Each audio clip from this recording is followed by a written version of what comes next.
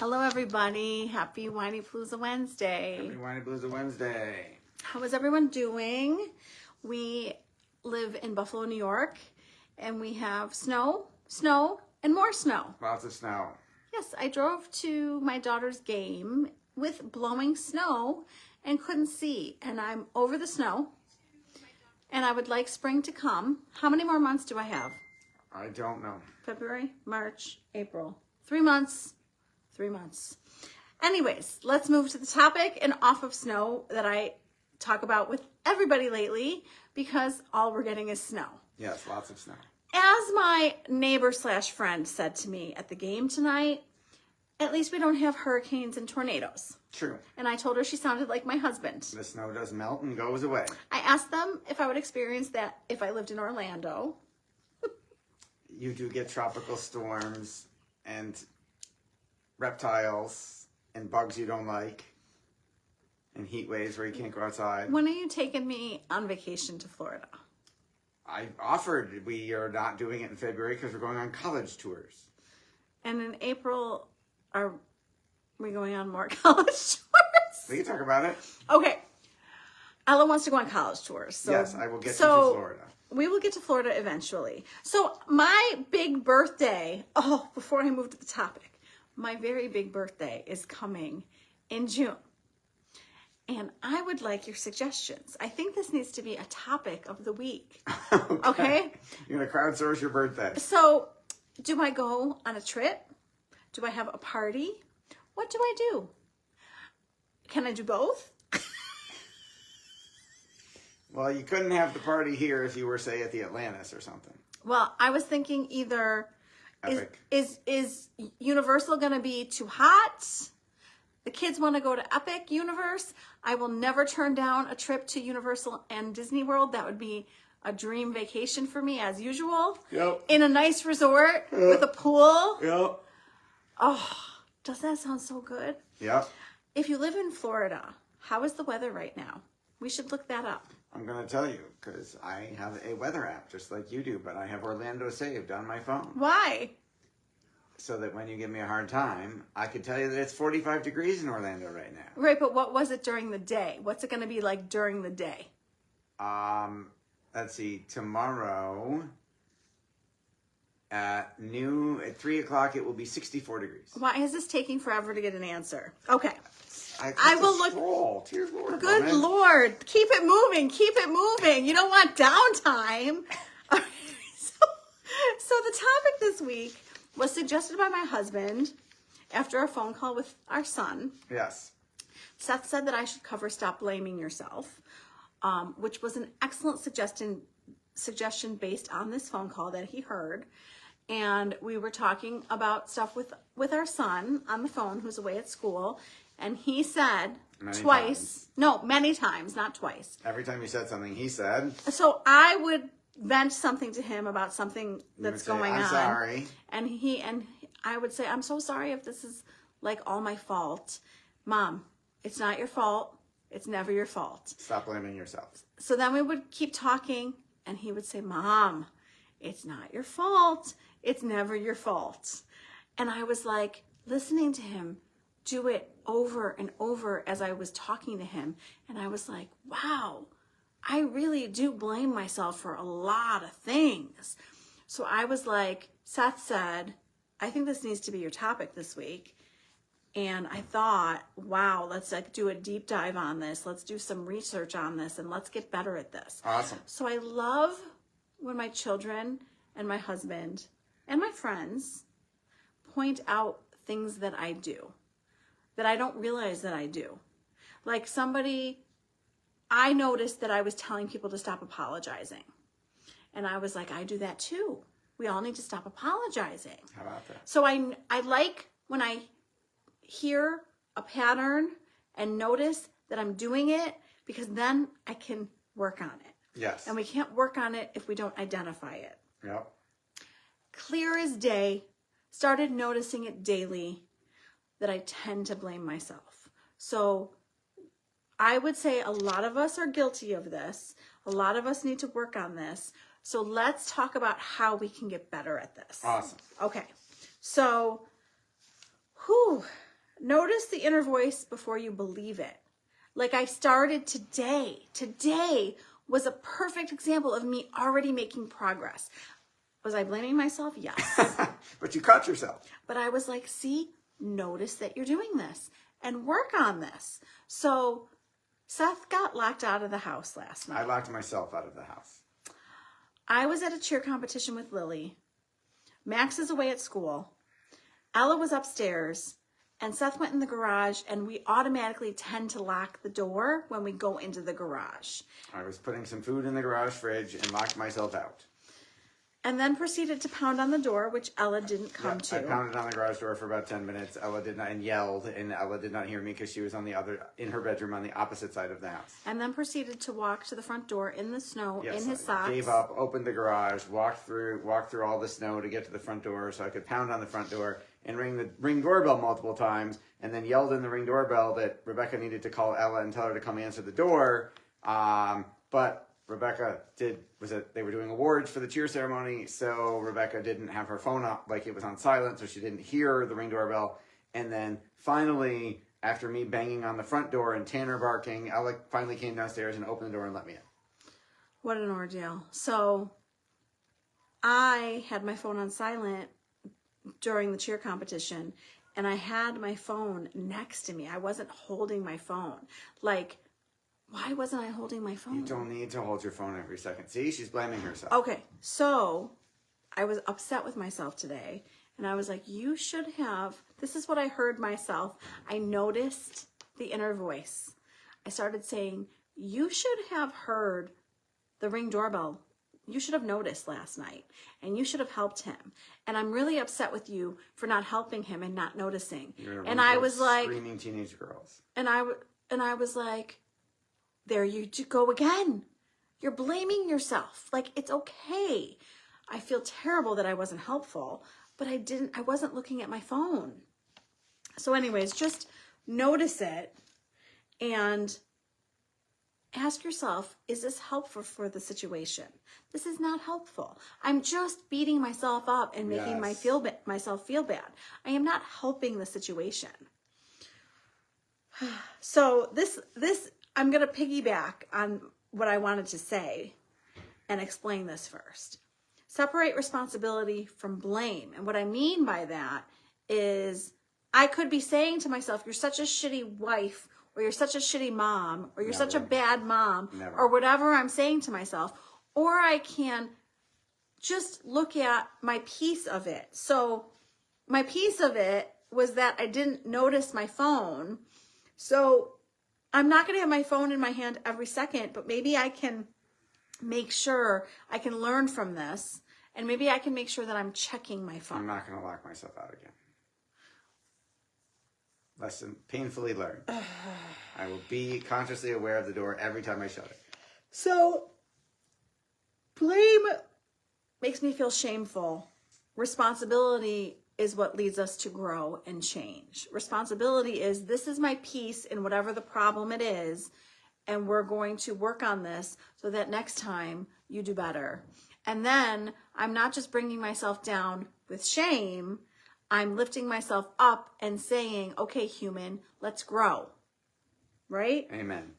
Remember, parenting is not a controlled experiment. Let me explain this. Be so much easier.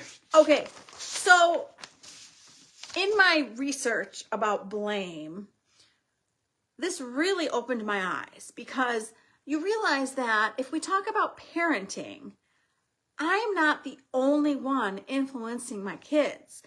I will tell you, I had my kids, I was home when they were little, and I was like the main person back then. Now, I am not their main person. I am a piece of a very big puzzle. So you've got their school friends, social media, their father, their grandparents, their coaches, their teachers. They're at school all day. I mean, Lily went from school, she came home for 30 minutes and then went to cheer. And now she's up in her room on the phone with her friends. So I'm going to tell you, I have barely had any time with her today. Yep. I mean, she's just an example, but Ella's been busy studying Yep. and at school. Like, Yep. she's barely talked to me. So while they were little, maybe I had a lot more influence. Now there's so many people influencing them. So like, when I don't like what one of them is saying, I shouldn't automatically think, oh, you're such a bad mom. Listen to how your daughter is talking. Right. She might have gotten it from TikTok. How about, oh, is this how her friends talk to their parents? Like, who's influencing her? She's seeing people on social media talking to their parents like that. I'm certainly not teaching her to talk to me like that. Right.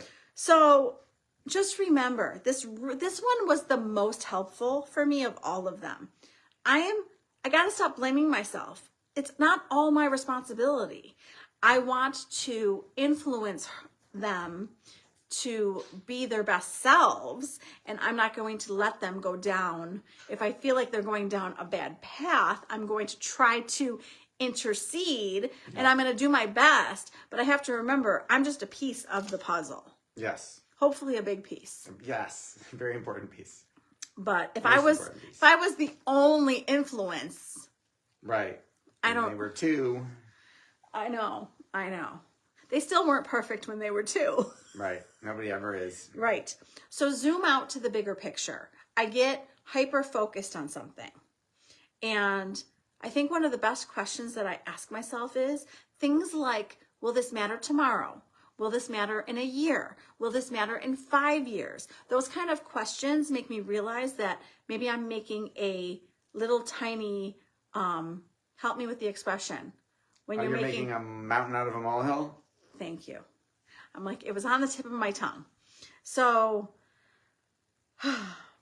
just remember, they need us to be consistent. They need to us to give them love. They don't need us to be perfect. None of us are going to be perfect. Yep. Remind me of that every day. Okay, name what's actually hard right now. So in my deep dive, what I learned about mothers is that when we are feeling deep feelings, we are more likely to jump to blame ourselves. Like we're feeling stressed, we're feeling overwhelmed, we're feeling sad. What are we really feeling? Are we really feeling that we're all at fault, or are we just maybe sad about the situation? I think that was a really good point. Yeah, that's really interesting. I hadn't thought of that. So when I research a topic, I learn too. And then it helps me get better. Absolutely. So every expert that I interview, every topic that I do, I didn't know I was going to grow with you. So that's a bonus. It is. It's a big bonus. One of my guests asked me, she said, in your over 500 episodes, have you found that you have profoundly changed? And I was like, wow. I was like, that was such a good observation. How could you not change after spending all this time with all these amazing people? So many experts. Makes you even more amazing. Like reinforcing things and teaching me new things. Yes. Let good enough be enough. So I'd like to share my favorite words and phrases. I do a lot of this in my Whiny Palooza Mom group on Facebook. Free, supportive community. Come join us. Good enough is one of my favorite expressions because as someone who I think used to be an ultra perfectionist, I mean, you would say that I've changed. Much. Like the old person wouldn't leave dishes in the sink. Right. The new person is Had tired. to be flawless before you could go to bed. Yeah, I'm not there anymore. Thank you very much. So, as things are happening, you know, you're parenting, you're going through your day, instead of beating yourself up and blaming yourself, say things like to yourself like, you did a good enough job. That was good enough. It doesn't have to be perfect. Yep. And I think I need to remember this in multiple areas of my life, not just in parenting, because like my standards creep up and get too high. And then I reach this level where I'm like, you realize you're setting like impossible No. standards. Can't maintain So that. like I'll bring it down to a more realistic level, and then I'll say, ooh, look it's creeping back up. You need to like put yourself in check here. So I'm just sharing that it's an ongoing thing. And when I identify things and make progress, that doesn't mean that I continue in that direction. I might slide back and have to notice it and then move in the other direction, right? With everything. Yeah. With everything. Guilt is not a parenting tool. It's funny how we think that if we feel guilty or we feel blame that we're doing something, like we feel productive, like this is something that we're, like when women worry and when they're feeling things, they think that they're doing something that's like productive. Okay. I did not know that. Motivation that is rooted in fear, shame, guilt, it's not going to last, people. This is not healthy and sustainable change. Healthy, sustainable change comes from things like self-compassion. That's what gets us the change, not shaming yourself into changing. Right, because you would just rebound back you'd rebel against the shame. You're right. You're right. Okay, I love this one. Practice repair instead of rumination. Okay. That's a good line. And you love our E words. Repair. And remuneration. That's RU. All right, repair. We'll take repair. But I like R words. It's an R word. I need a list of R words. Did we ever do that? You have a poster in... No, that's not the R words. That's something else, I think. Oh, okay. Well, then we should do a poster. So, we think that things like going over it in our head is like making things better. How is that making things better? It's driving ourselves crazy. Here's my suggestion. The next time that you're ruminating over something, which means that you're going over it over and over and over again. I have done this. Yes. I processed this with Seth, and he's like, can we move on? Didn't we discuss this already? So, I still had feelings about it. So I have had to tell Seth that repetition helps me to heal. Yes. Because he wants me to tell him something once and be done. Like Yep. I've told him, let's move on. Yep. But then I come back and I'm like, honey, I'm still upset. I need to talk about this again. And he's like, we already talked about this. And I'm like, no. We need to ruminate and talk about it again. Yeah. So you need to start saying that. It'll stop you. But you need to start saying, I need to ruminate on something. That's awesome. I have learned a lot since I told him that I need to repeat things. I have learned that venting is not productive. I have learned that ruminating is not productive. So what is productive? I'm going to give you one of the best tools. Repair it and freaking move on. What is the problem? The problem is that you feel like shit that your husband got locked out of the house and you were no help. Okay, honey, I'm so sorry. I wish I saw my phone. Right, you've been obsessing about it since last night. Okay. Like, you talked about it. I was like, over and over again. I was like, honey, you said you were sorry. It wasn't your fault. It was my fault. I didn't need you to do anything that you could, like, let it go. So I am telling you, Yes. I am explaining. Yes. That's why I'm using it as an example because Yes. it was from last night. Yes. It's like the perfect example. Yes. Because I obsessed over it You did. and felt like shit and blamed myself, which is ridiculous. I locked myself out. Saying You had nothing to do with it. and saying things out loud to someone makes you realize how freaking stupid you sound. Okay. That's not the best way of explaining it.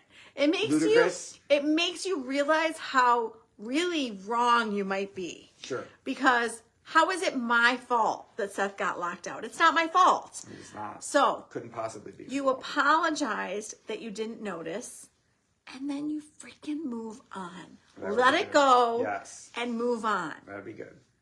The next time you're obsessing, I want you to hear me say, apologize and move on. Let it go. Yep. Give yourself the grace you want your kids to learn. Oh my God, freaking Lily in the car today. I said, stop sharing your drinks with your friends. Stop it. Cut it out. It's flu season. People have COVID and the flu. Stop it. She goes, I saw you drink out of Miss Nikki's cup. So if you can do it, I can do it. Boom! home. They are watching everything that we do. She saw me drink out of my friend's cup. And she said, well, ever since I saw you drink out of Miss Nikki's cup, I figured it was okay. I'm like... She knows better. She's just using that as her excuse to push her buttons. I'm like, dude, I am forbidding you from drinking out of your friend's cups. She'll ignore me. No. But anyways, my point in this is that they're watching everything you're freaking doing. I'm using it as ammunition. Right? So if I'm blaming myself, shaming myself, being hard on myself, what do I think my kids are going to do? Exactly. So practice compassion and forgiveness and stuff that you want your kids to be able to do, because they're not going to care what you say to them. They're going to watch what you do, and that's how they learn. Okay, look for proof. When you blame yourself, I want you to just question it. When you come up with something, it doesn't mean that it's accurate. It just means that you're thinking of something. So I have the thought that it's my fault about X, Y, Z. What is your proof? And my suggestion is that you get multiple perspectives, because if you're hard on yourself, you're going to move more towards the fact that it's your fault, versus if you get multiple perspectives, they're going to probably tell you that you're wrong. And they're going to give you the proof of why you're wrong. So, I mean, Seth is a perfect example of telling me, I don't want you to live with your phone in your hand. Like, I don't want you to live like that. Right, she gives me a hard time. And anytime she texts me and I'm home and I have, like, she's upstairs and I don't reply right away, she's like, you never have your phone with you. I'm like, I'm trying to be more present and less phone connected. I'm trying to be disconnected to my phone. I will tell you something. Even though it annoys you when you need me to see something. I know that you're all going to tell me I'm crazy. Going to tell me I'm wrong. However, Max is away at school. Ella is next. It's just going to get worse. I'm going to want my phone with me at all times. I have a feeling it's going to get worse. So I do check. Yes. Anyways, don't be attached to your phone. Don't listen to me. Don't learn from me. Ignore all of what I just said. So I am human, people. I am human. So I'm not that important. This was not in my blog. I thought of this today. You can read my full blog with more details at whinypalooza.com. All my blogs are there. I thought today, why do you think that you're so important that it's all your fault? That's a good line. That makes me pretty, I don't want to say narcissistic, but pretty self-absorbed, yes, to think that it's all my fault. Why do I think that? Why am I that important? The world does revolve around you. The world does not revolve around me, but I just want to help us be easier on ourselves. That was my goal, I think, to make moms feel less overwhelmed and less hard on themselves. I think those are two of my biggest goals, and hopefully I am accomplishing it. I'm certainly working on it every week. Yeah. So hopefully you're along for this journey with me, being easier on yourself and learning things from this. I will tell you, this was an excellent topic request by my husband, and I think that it really helped me. And I'm sorry, I'm distracted by a text message. I will refocus. I want you to know that Ella also has a new topic most weeks, and she did not come and join us today, but she did write a Teenage Tuesday blog called Gaining Confidence, and I love reading what she writes every week, and I learned so much from her. My kids are some of my greatest teachers, and I love every week when she tells me to come read her blog and approve it. I get so excited to see, like, what topic did she come up with today? Yep. And you're going to love it. You're going to learn from it. And you can find that at whinypalooza.com. And I want you all to know that every Friday I have a new guest expert on my podcast. And this week it's going to be Helen Malinowski, which was very exciting for me. When I met with Helen, one of the first things I told her was, Helen, my maiden name was Malnikoff. I feel a spiritual connection to you. So I loved getting to pronounce her name, and do it correctly, because let me tell you how much work I had to do with my maiden name. So the topic is for the moms who carry everything and keep going. I absolutely loved her. I learned so much from her. So please listen to her on Friday. And we want you all to know that I want to thank you for listening, because the podcast keeps moving up. We're going to talk about that. Okay, what are you going to talk about? Okay, so here's what I need everybody to do. I need you to do us a quick favor when you watch this. Why, you didn't ask me this first. What are you asking them to do? Just trust me. I know that's hard, but come on. Okay, you're going to take your phone. You're going to go to Apple Podcasts. You're going to hit this magnifying glass at the bottom right that's a search button. You're going to scroll down until you get to the green parenting button. Then you're going to see top shows, and you're going to click the top shows button, and we're going to scroll until we see Rebecca, and I want you to comment in the comments what number the Whiny Palooza podcast is when you look. Rebecca, what number are you? What? Seth, what? What number are you, sweetheart? I'm number 6. And who's number 4?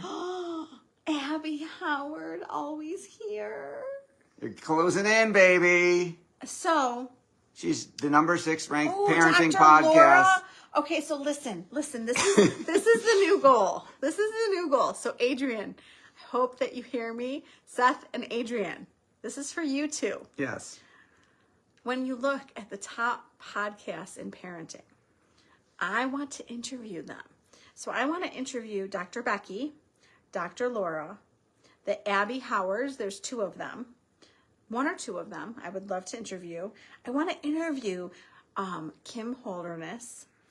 I want to interview like the top people. You're you're 6, so you're there, baby. So if I'm moving up. Yes, you are. You're going to And say you knew her when. And getting all of these listeners, like I want these top people on my podcast. We will get them. Ooh, Raising Good Humans. They're number 17. Oh yeah, I know, but I want to have her on. I know, I'm saying you are now beating them. This is amazing. Okay, I'm very distracted. Andy Cohen from Bravo, his parenting podcast, Daddy Diaries, is number 25. You are number 6. So wait, why are they going to check where I am? Because it changes every day.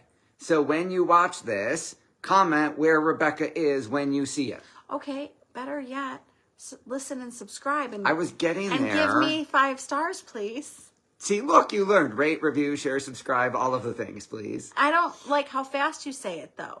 You want them to... Give her 5 stars. You want them to rate the podcast. Write a review of a sentence or 2 about how fabulous she is. And you want them to share it with a friend who Yes. it would help. Who See, it would help. You got it now. Right, but I want you to say it slower. I can work on that. He's like a walking commercial. So That is my anyways, job, kind of. okay, thank you for joining us. I hope that you liked this topic. I welcome your topic suggestions. People send me topic suggestions all the time. I got the request for a narcissism expert, which I think we're getting. And I got a request for the sandwich generation, which I scheduled. Awesome. And when you request topics, I want you to know that Adrian and I take it very seriously. Adrian's her producer. She's my producer, and we look for these people. Yes. So thank you, Adrian, for all your work. Yes. And thank you, Adrian and Seth, for getting me these people on the podcast. Yes. And have a wonderful week. Stay warm if you live near us. And stay safe driving around. Yep. And we will be back next week. Happy Whiny Blues Wednesday. Thank you for tuning in to the Whiny Palooza podcast. If you like what you heard, please be sure to subscribe so you never miss an episode. While you are there, leave a review. I love to hear your feedback. Thank you so much for listening. Until next time. This show has been produced by Market Domination, LLC. To discover how you can have your own show completely done for you and turn it into a real published book and become the authority in your marketplace, go to www.marketdominationllc.com/podcast offer.